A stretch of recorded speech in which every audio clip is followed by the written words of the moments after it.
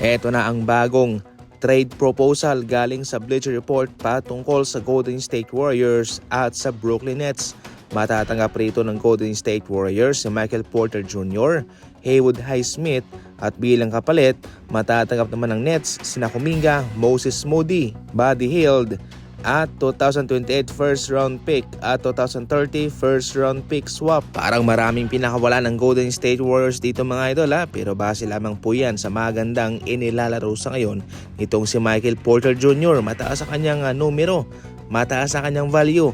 Kaya kakailangan din po ng Golden State Warriors magpadala ng mga ganyang asset. Yan po mga idol ang realidad para sa isang trade na kung mataas ang value ng isang player, syempre marami kang ipapadalang kapalit. Pero hindi po inaasahan na kung ano ang kanyang numero sa Nets ay kanyang may pagpapatuloy sa Golden State Warriors. Ito'y marahil marami na doon ang mga offensive firepower nila. Kaya sisikip na ang kanyang pagdala ng bola.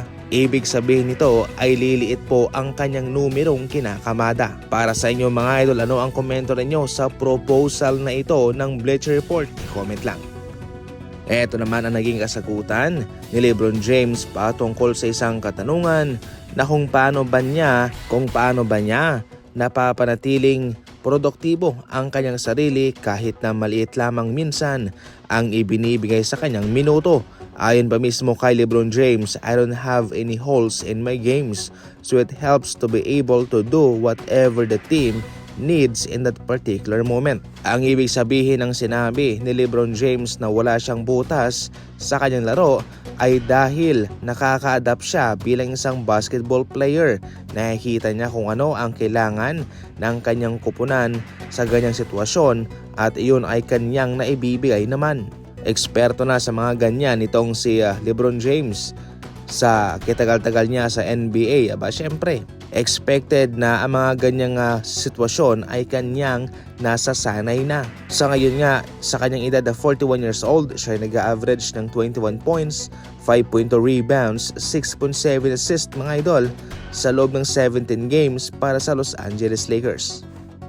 Hinangaan ulit itong si Brad Stevens ng Boston Celtics sapagkat naging tama ang kanyang pagpapakawala kay Jrue Holiday at kay Kristaps Porzingis.